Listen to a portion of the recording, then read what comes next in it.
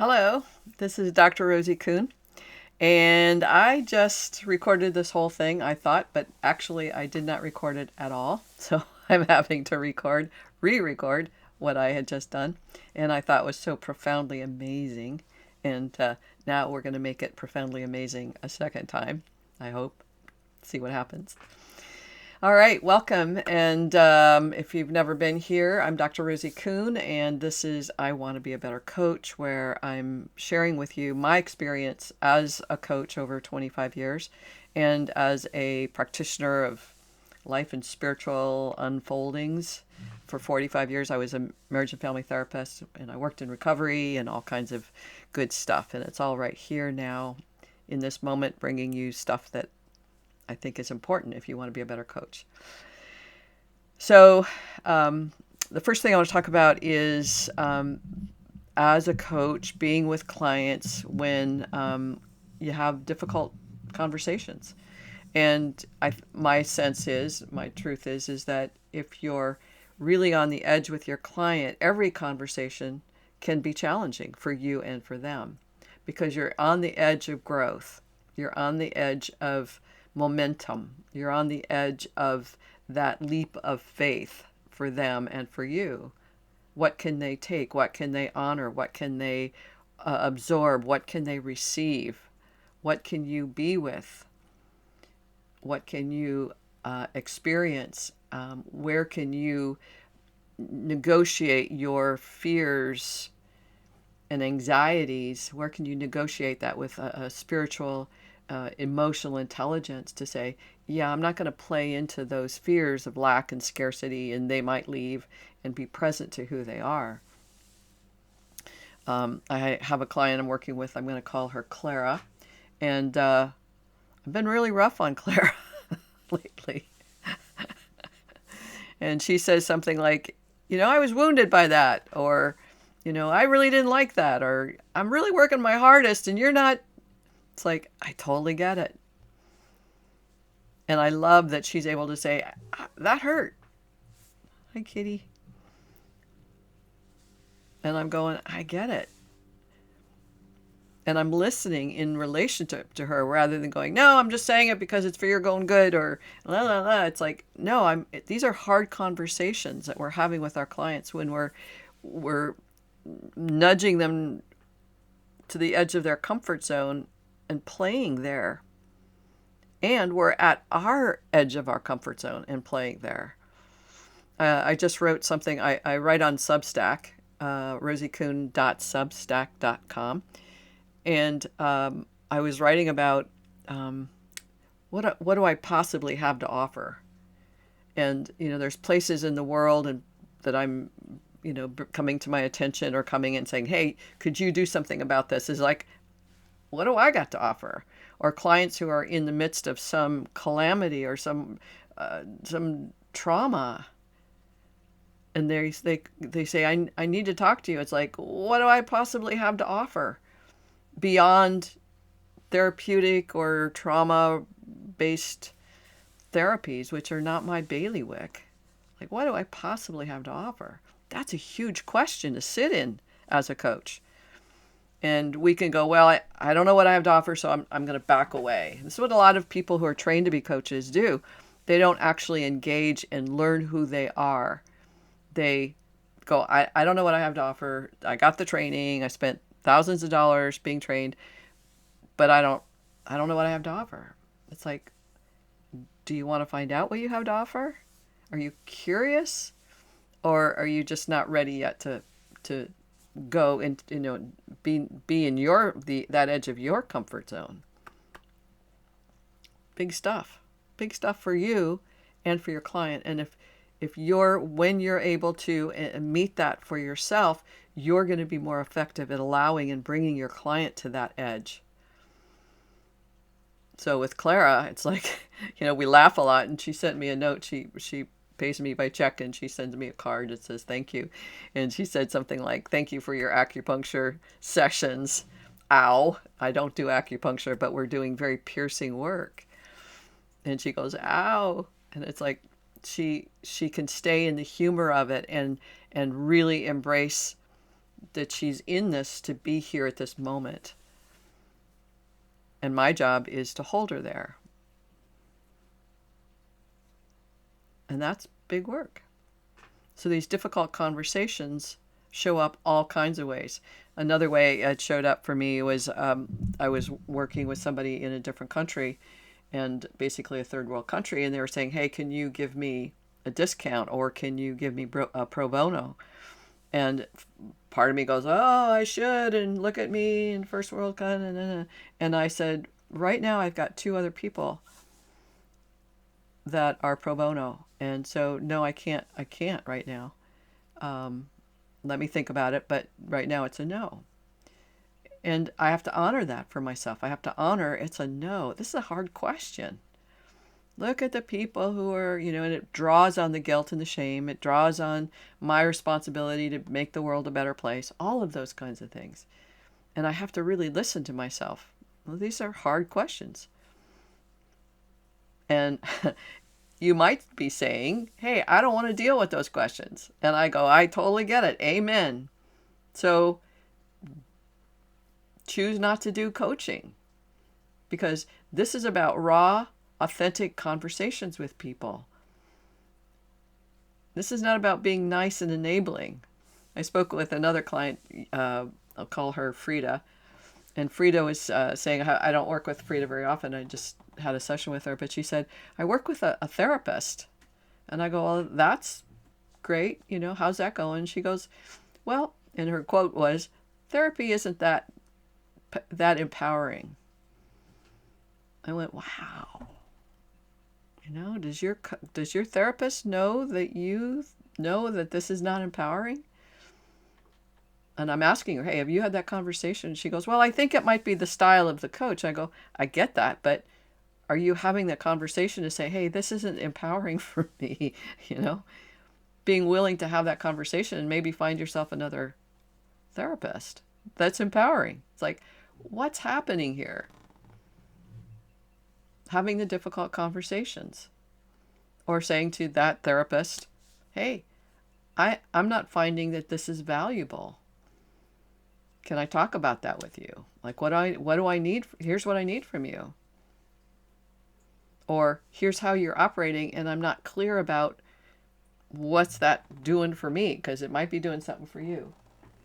I'm looking at my cat who wants to go out. Hang on 1 second. Nope. Okay.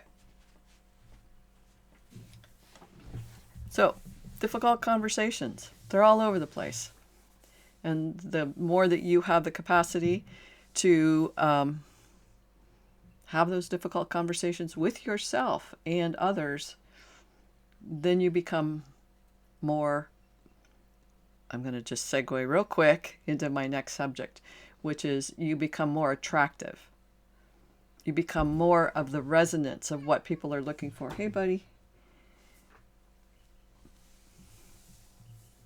So the next theme I want to speak to is the idea in the 12-step programs. There's the concept or the principle of attraction, not promotion. So in the 12-step program and most spiritual traditions, I'll be right back. You want to go out, buddy?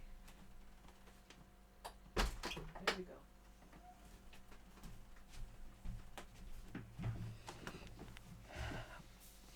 In a spiritual community, you want that sense of, I want what you've got. This was foundational in the 12-step programs, is people have a sense of serenity. They have a sense of quality of equanimity or grace or connection or authenticity or something that I know for me, I experienced with this person. I said, I want that. What is that? How did you get that? That's what I want to be for my clients. That's what I want you to be for your client, that attraction. And we go, well, I have to promote myself. I have to have a brand. I have to have the right font. I have to have the right pictures. I have to have the right website. I have to have all the rightness of it. And with the number of coaches out there, that ain't going to sell. I mean, they think it's selling. It's like, here's the packages and here's how you get. And it's like people, we tend to sell packages, but if someone calls me and says, hey, I want to coach with you, and I go, oh, here's this $14,000 package, they don't even have a clue what it's like to work with me. And I'm saying, oh, here's this, or this $5,000 package, or this $500 package, doesn't matter. I'm trying to sell them a package, and they have never even coached with me. They've hardly had a conversation with me. They don't have a sense of what is, except they said, Marilyn said you're good, so I'm going to trust her. It's like, you don't even know who I am. I want you to have a conversation with me. And if the conversation is something that attracts you to want more of that, that's awesome. So, that's the way I do business, is one session at a time. And if it keeps me honest and not trying to promote myself with the song and dance, but be authentic and honest and as present for my client as possible, so they go, this was great, I'm coming back. Not I'm coming back because I owe you, I paid you $14,000 or $500, whatever that is. It's not why they're coming back. They're coming back because they're attracted to what I'm offering. If you come back to these videos, there's something here that you're attracted to. That's what we're talking about. I want you to know what that is for you.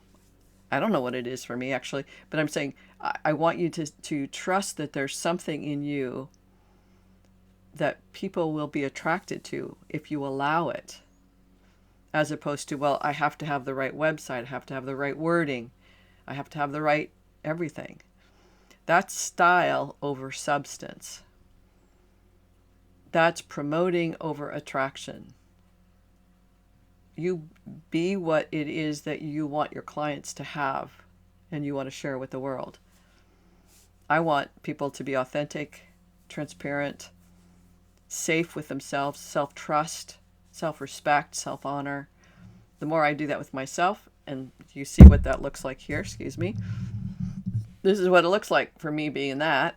If you like it, you go, hey, I want more of that. And then you tune in every Wednesday or every other Wednesday, whatever it is.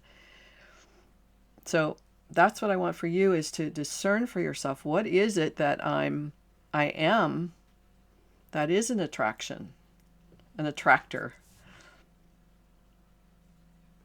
And how do I be that or bring that into the world as an invitation? So does that have to be promoting, hey, get three sessions and pay for 4? That's a promotion. There's always kinds of promotions, but being able to discern what's a promotion for you versus a sharing of information, whether it's in Instagram or LinkedIn or Facebook or TikTok, wherever that is, where you're saying, hey, here's who I am and here's what I'm offering as an attraction. Just be you. And people go, I want that. A lot of people look at this and go, no thanks. No thanks. Too much. It's up to you, totally. But for you to know who you are as an offering, as a presence, so that attracts people. Again, substance of you is going to be more attractive. It's going to bring you more clients. How you do that is not going through more training programs, but doing your personal work either with a therapist or a coach or a group, where you're doing your own personal work, that you're bringing that to the world. It's big work, growing that level of trust, self-trust, and self-knowing. Like, I respect myself and honor myself in my expression as a coach. And this is how I'm establishing myself in the world. I do these podcasts or these videos. I've done videos since 2013, I think. And I have podcasts, 3 podcasts primarily, I think. So I'm just doing it because this is what I do. And if you like what you see, you go, hey, I want that. It's great. Give me a call. Give me an email. Whatever. That's it. So the third piece I want is just, again, a summary of this, which is watching and being present to your own, self, witnessing. Oh, here's where I retract. Here's where I constrict. Here's where I grow. Here's where I get excited. Here's where I get nourished. Here's where I'm, moving towards something. Here's where I'm moving away from. This is embodied presence. It's just sensing, oh, like, ooh, there's a thing there. And that thing has got my attention. I don't know what it is, but it's there. And so we start to bring attention to things in ourselves. We go, oh, this is informing me somehow. I want to bring that witness to me. I want you to bring that witness to you, to say, here's what's going on inside me. Not being able to articulate it with language necessarily, but it's like there's a niggling here, there's an irritability here, there's a sense of sadness or dread, or there's a sense of something that's uncomfortable. You don't even have to have a word on it. There's an owie, there's an it's a y, it's a I. And you don't have to have the words, but you just go, I see you, I hear you, I get you. I don't know what you are, I don't know what you're about, I don't know what this is, but I'm present to you. And the more you do that for yourself, the more you'll be doing it with your clients. Because you'll able to witness this without constricting. Like, ooh, I've got that feeling I don't like. I'm going to go run away, or I'm going to go have a cookie or a glass of wine, or I'm going to go do some scrolling. It's like, yeah, no, I'm going to sit with myself here. And the more that you can sit with yourself in these, it's not going to be so scary to sit with your clients and go, what is that word that just showed up? Because they're going, you watch their face go just for a second, and you go, what was that? What? I don't know what you're talking about. Don't know what you're talking about. It's like, no, you just had, I was saying this, and you just, what was that? And they go, oh, well, that's because you were able to witness it for them, with them. And that's what we want. The more you can do that with yourself, the more you ground yourself in the authentic truth of yourself without fear. You lose fear. It's like, I'm just me.